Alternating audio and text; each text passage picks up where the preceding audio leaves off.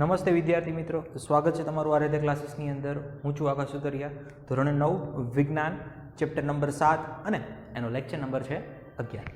આજના લેક્ચર્સમાં વાત કરવી છે આપણે પાંચમો સમુદાય. 4 સમુદાય આપણે આગળ જોઈ લીધા. કયા કયા 4 જોયા હતા? છિદ્રકાય, કોષ્ઠાંત્રી, પૃથુકૃમિ અને સૂત્રકૃમિ મતલબ ગોળકૃમિ. આ જે 4 સમુદાય છે એ આપણે આગળના લેક્ચર્સની અંદર જોઈ લીધેલા છે. તો આજે પાંચમો સમુદાય છે એની આપણે શરૂઆત કરીએ. પાંચમો સમુદાય છે નુપુરક સમૂહ.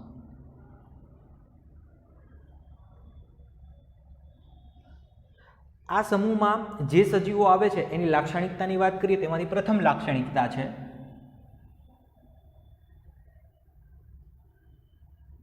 શરીર રચનામાં અથવા દેહ ગુહાયુક્ત શરીર રચના.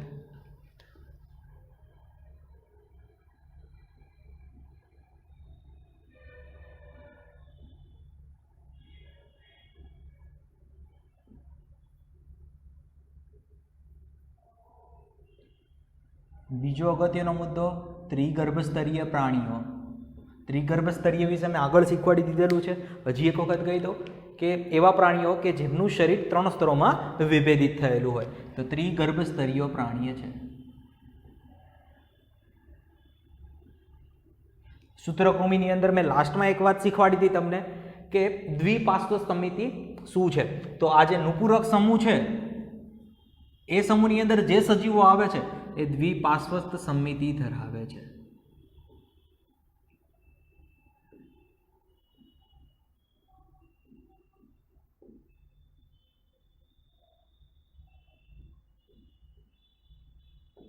નેક્સ્ટ વાત કરું તો આપણને નુપુરક સમુદાય અથવા નુપુરક સમૂહના પ્રાણી ક્યાં ક્યાં જોવા મળે? તો એ દરિયાઈ જળ,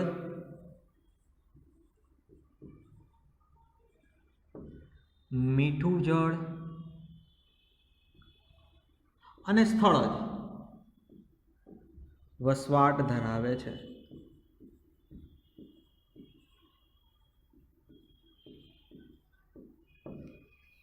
મતલબ તમને ખારા પાણીમાં પણ જોવા મળે, નદીની અંદર મતલબ કે મીઠા પાણીની અંદર પણ જોવા મળે. સ્થળજ એટલે જમીન ઉપર પણ તમને નુપુરક સમુદાયના પ્રાણીઓ જોવા મળે છે. નેક્સ્ટ વાત કરું તો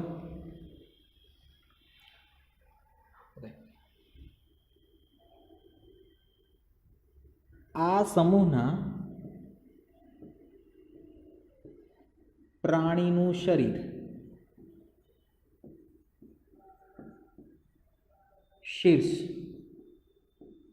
થી લઈ ઉચ્ચ સુધી વિવિધ ખંડોમાં વિભાજિત થયેલું હોય છે.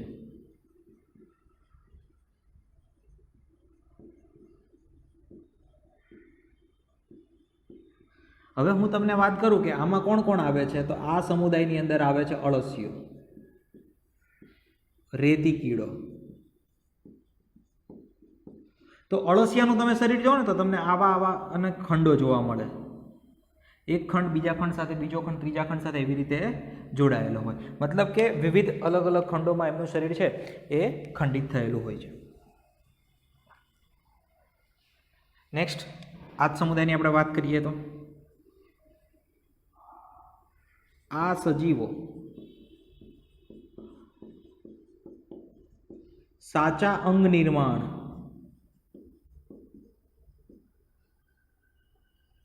કરી શકતા હોવાથી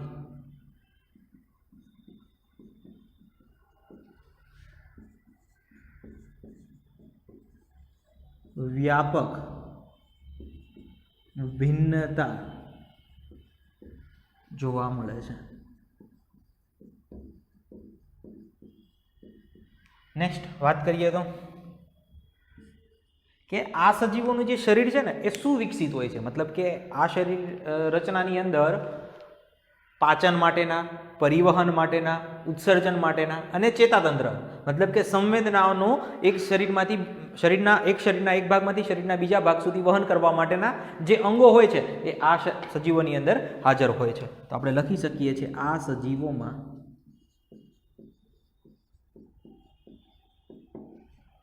પાચન,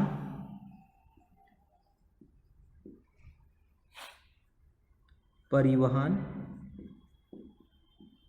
ઉત્સર્જન, ચેતાતંત્ર હાજર હોય છે.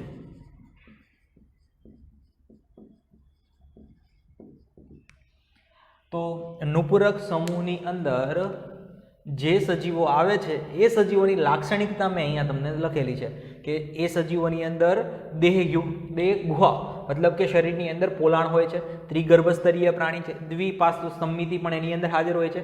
એ તમને ક્યાં જોવા મળે? તો દરિયાઈ જળ, મીઠા જળ અને સ્થળજ વસવાટ ધરાવે છે. હવે આ સમૂહના પ્રાણીનું જે શીર્ષથી લઈ અને પૂંછ સુધીનું જે શરીર હોય છે એ વિવિધ નાના નાના ભાગોમાં ખંડિત થયેલું હોય છે, તો નાના નાના ભાગોમાં વિભાજિત થયેલું હોય છે.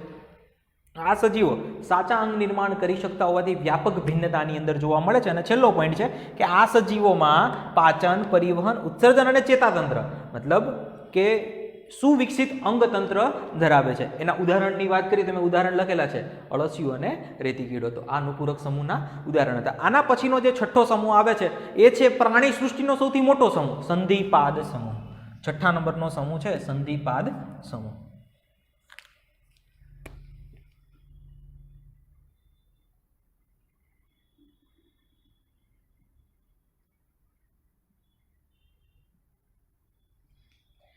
કાઉન્સમાં લખું છું પ્રાણી સૃષ્ટિનો સૌથી મોટો સમૂહ.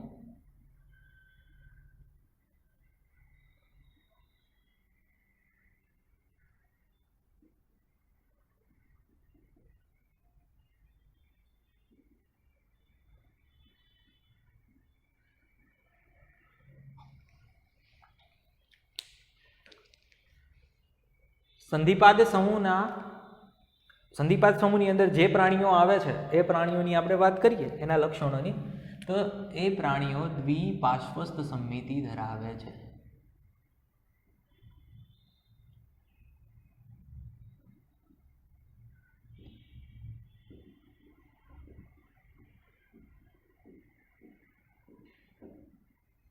બીજો અને અગત્યનો મુદ્દો કે પ્રચલન માટે મતલબ કે હલન ચલન કરવા માટે શરીરની બહાર ઉપાંગો જોડમાં આવેલા હોય છે. અમુક સજીવ શરીર એવું હોય કે જેમાં 4 ઉપાંગો આવેલા હોય, અમુકમાં 6 આવેલા હોય, પણ ઉપાંગોની હાજરી હોય છે. હમણાં એના ઉદાહરણ લખીશ ત્યારે તમને ખબર પડી જશે કે આ શેની વાત છે.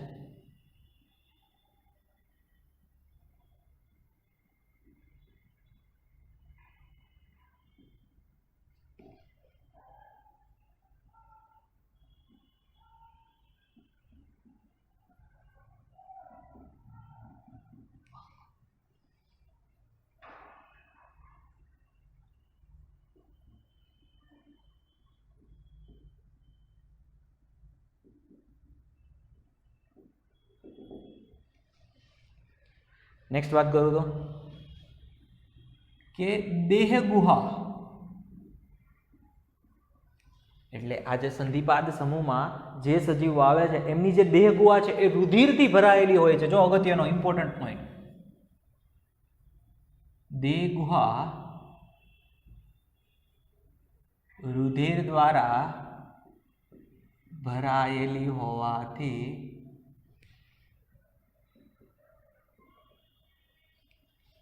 દેહ ગુહા રુધિર ગુહા તરીકે પણ ઓળખાય છે.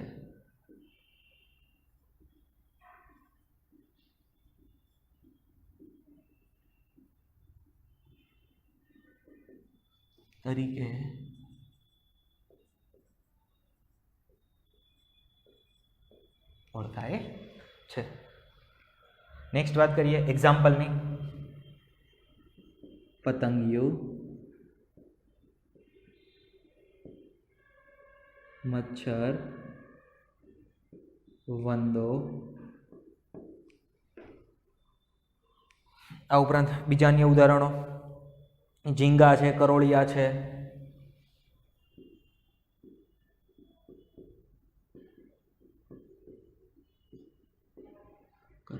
વગેરે. તો તમે જોયું હશે મચ્છરની અંદર સાઈડમાં એને હલનચલન કરવા માટે પાંખ આવેલી હોય. વંદો હોય તો વંદાને પણ ચાલતો તમે જુઓ તો વંદાની સાઈડ મતલબ કે શરીર છે એ શરીરની બહાર શું આવેલા હોય છે? પ્રચલન માટેના ઉપાંગો આવેલા હોય છે. એટલે જે તમને વાળ જેવી રચના જોવા મળે છે ને એ વાસ્તવમાં શું છે? ઉપાંગો છે. અને માત્ર તમને એક સાઈડ નહીં બંને સાઈડ જોવા મળશે. એટલે આપણે શું લખેલું છે? દ્વિપાર્શ્વ સમિતિ. જેવું ડાબી બાજુ હોય એવું જ જમણી બાજુ હોય. બરાબર છે. એવી રીતે ઝીંગા છે, કરોળિયા, આ બધાની અંદર આ પ્રમાણેના ઉપાંગો જોવા મળે છે. તો આના પછીનો જે સમુદાય આવે છે એ સમુદાય છે મૃદુકાય સમુદાય.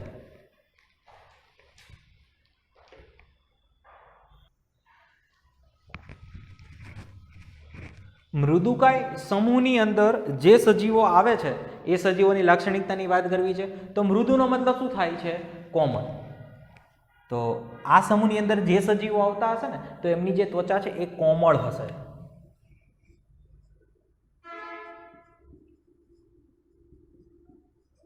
મૃદુકાય સમૂહના સજીવો કોમળ ત્વચા ધરાવે છે. આથી મોટે ભાગે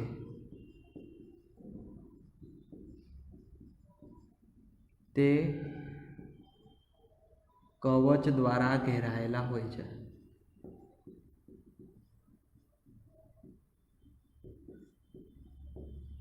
ચલો હું તમને ઉદાહરણો આપી દઉં કે મૃદુકાયની અંદર કોણ કોણ આવશે. તો તમે બધાએ ઓક્ટોપસનું નામ સાંભળેલું હશે.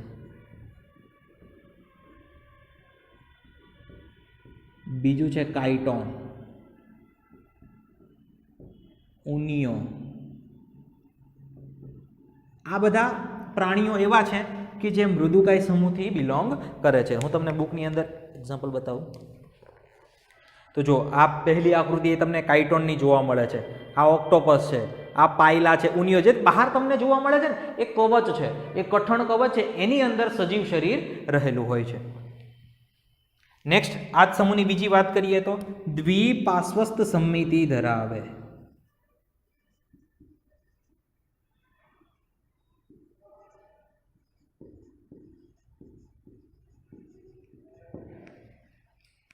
પછી આમનું જે શરીર હોય છે ને એમાં દેહ ગુહા કેવી હોય છે? ખૂબ જ નાની હોય છે. ખૂબ નાની દેહ ગુહા મતલબ કે આ સજીવોનું શરીર પણ કેવું હશે? ખૂબ નાનું હશે. પ્રચલન માટે મૃદુ પગનો ઉપયોગ કરે છે. એટલે પ્રચલન હલનચલન માટે એકદમ નાના નાના એકદમ કોમળ પગો આવેલા હોય છે એના દ્વારા એ પ્રચલન કરે છે. મૃદુ પગનો ઉપયોગ કરે છે.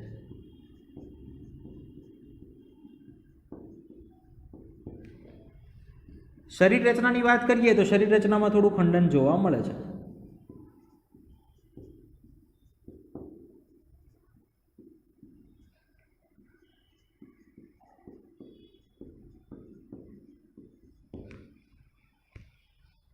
નેક્સ્ટ વાત કરીએ તો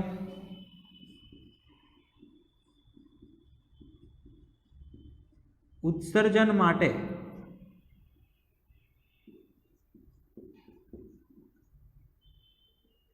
મૂત્રપિંડની હાજરી હોય છે. તો આ જે લક્ષણો લખેલા છે એ બધા લક્ષણો કોના છે? મૃદુકાય સમૂહની અંદર આ જે સજીવો આવે છે એ સજીવોના છે. એક લક્ષણ બાકી રહી ગયું છે, એ લક્ષણ છે ખુલ્લા પ્રકારનું પરિવહન તંત્ર.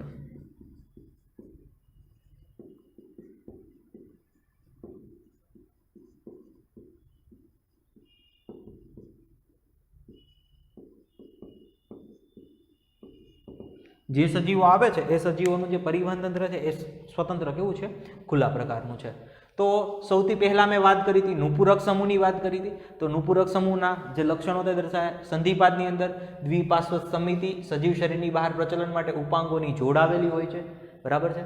આ ઉપરાંત દેહ ગુહાયુક્ત જે રુધિર છે એ રુધિર ભરાયેલું હોય છે એટલે એને રુધિર ગુહા તરીકે પણ ઓળખવામાં આવે છે, બરાબર છે. દેહ ગુહા છે, અન્ય નામ શું છે એનું? રુધિર ગુહા છે. અને એના પછી આપણે લખેલા છે એના એક્ઝામ્પલો: વંદો છે, ઝીંગા છે, પતંગિયું, માખી, કરોળિયો. અને જે સંધિપાદ સમૂહ છે પ્રાણી સૃષ્ટિનો સૌથી મોટો સમુદાય છે. અને આ જે ઉપાંગો હોય છે ને, તો એ ઉપાંગો કેવા હોય છે? સાંધાવાળા વાછા હોય છે.